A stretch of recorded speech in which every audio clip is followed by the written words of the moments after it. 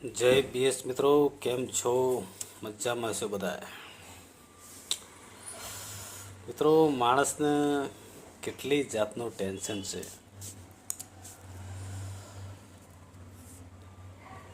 ઘરેથી બહાર નીકળો તો ટ્રાફિકની સમસ્યા, ઓફિસે જો તો મેનેજરના પ્રોબ્લેમ, કામના પ્રોબ્લેમ, ટાઈમના પ્રોબ્લેમ, બધી જ રીતનું માણસને તકલીફો છે. પણ તોય માણસ બિચારો હસતો ને હસતો હોય છે સદાય, ગમે તે કરીને, કારણ કે એના ચહેરા પર તો રોનક લાવવી જ જોઈએ ને. અને પછી આખો દિવસ નોકરી કરીને આવો, 10 કલાક કે 11 કલાક જે ટાઈમ હોય, અને પછી આવો એટલે ટ્રાફિકનો સામનો કરવો પડે. લોથપોથ થઈને ઘરેથી કંટાળીને આવે એટલે પાછા એમનો પરિવારને સંભાળવો પડે.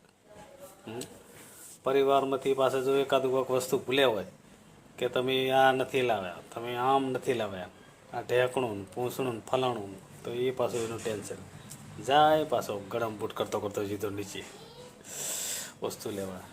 એટલે એક મિત્રો પુરુષ જ એવી જાત છે જે સહન શક્તિ કરી અને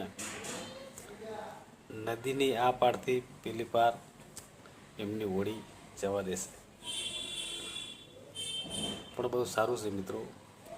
તો મારો કહેવાનો મિનિંગ શું છે આ વાતનો, તમે સમજ્યા? કે સૌ પરિવાર ભેગા થઈ અને મળી અને સપોર્ટ કરો ને તો પુરુષને બી તકલીફ ઓછી પડે, અને તમામ ઘરના જે સભ્યો હોય એ લોકોને બી તકલીફ ઓછી પડે.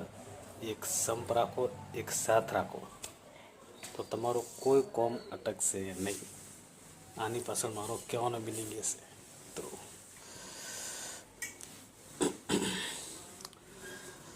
બીજું તો શું કહું મિત્રો, બસ અત્યારે આટલું. મળીશું પાછા કાલે. જય બીએસ.